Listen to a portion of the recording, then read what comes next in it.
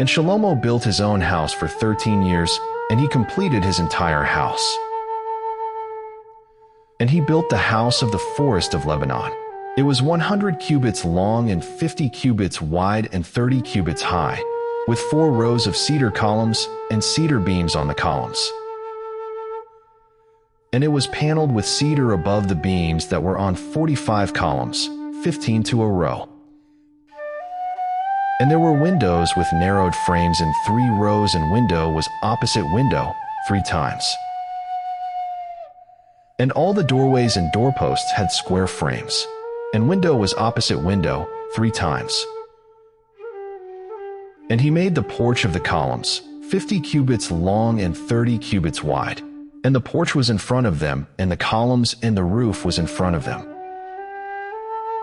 And he made a hall for the throne, the hall of right ruling, where he ruled, and it was paneled with cedar from floor to floor. And the house where he was to dwell, in the other courtyard, within the hall, was of like workmanship. And Shlomo made a house like this hall for Pharaoh's daughter, whom he had taken. All these were of precious stone hewn to size, sawed with a saw, inside and out, from the foundation to the coping, and also on the outside to the great courtyard. And the foundation was of precious stone, large stones, stones of 10 cubits, and stones of 8 cubits. And above were precious stones, hewn to size and cedar wood. So the great courtyard all around had 3 rows of hewn stones and a row of cedar beams, as was the inner courtyard of the house of Yahweh and the porch of the house. And sovereign Shlomo sent and brought Hiram from Tseir.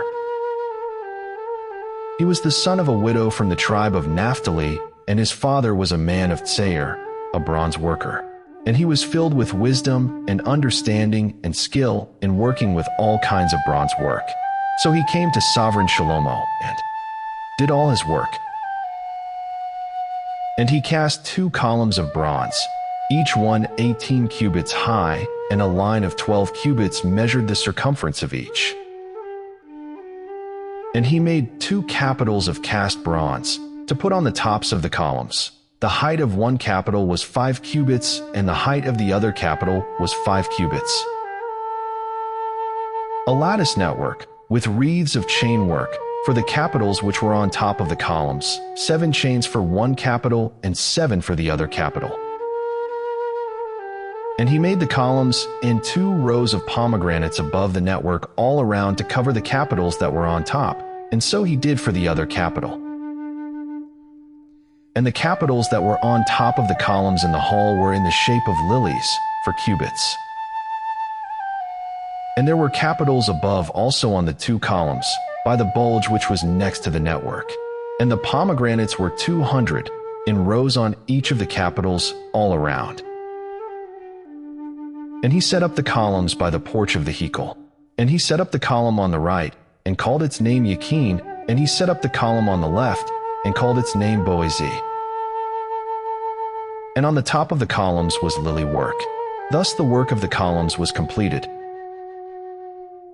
And he made the sea of cast metal, 10 cubits from one rim to the other, round all about, and 5 cubits high, and a line of 30 cubits measured around it. And below its rim were ornaments all around, 10 to a cubit, all the way around the sea. The ornaments were cast in 2 rows when it was cast. It stood on 12 oxen, 3 facing north, and 3 facing west, and 3 facing south, and 3 facing east. And the sea was set upon them, and all their back parts were inward. And it was a handbreadth thick, and its rim was shaped like the rim of a cup, like a lily blossom. It held 2,000 baths. And he made 10 stands of bronze. Each stand was 4 cubits long, and 4 cubits wide, and 3 cubits high. And this is how the stands were made. They had side panels, and the side panels were between frames. And on the side panels that were between the frames were lions, oxen, and cherubim, and a pedestal above on the frame. Below the lions and oxen were wreaths of beaten work. And each stand had 4 bronze wheels and axles of bronze, and its 4 feet had supports. Under the basin were cast supports beside each wreath. And its opening inside the crown at the top was 1 cubit. And the opening was round, like the work of the pedestal, 1.5 cubits. And also on the opening were engravings, but the side panels were square, not round. And the 4 wheels were under the side panels, and the axles of the wheels were joined to the stand, and the height of a wheel was 1.5 cubits. And the wheels were made like chariot wheels. Their axle pins, and their rims, and their spokes, and their hubs were all cast. And there were 4 supports at the 4 corners of each stand. Its supports were of the stand itself. And on the top of the stand, 1/2 cubit in height, round all around. And on the top of the stand, its flanges and its side panels were of the same. And on the plates of its flanges and on its side panels he engraved cherubim, lions, and palm trees, according to the clear space on each, with wreaths all around. He made the 10 stands like this. All of them were of 1 mold, 1 measure, and 1 shape. And he made 10 basins of bronze. Each basin contained 40 baths, and each basin was 4 cubits, 1 basin on each of the 10 stands. And he put 5 stands on the right side of the house and 5 on the left side of the house. And he put the sea on the right side of the house to the east, facing the south. And Hiram made the pots and the shovels and the bowls. And Hiram completed doing all the work that he was to do for sovereign Shlomo on the house of Yahweh. The 2 columns and the bowl-shaped capitals that were on top of the columns, and the 2 networks covering the 2 bowl-shaped capitals which were on top of the columns. And the 400 pomegranates for the 2 networks, 2 rows of pomegranates for each network to cover the 2 bowl-shaped capitals that were on top of the columns.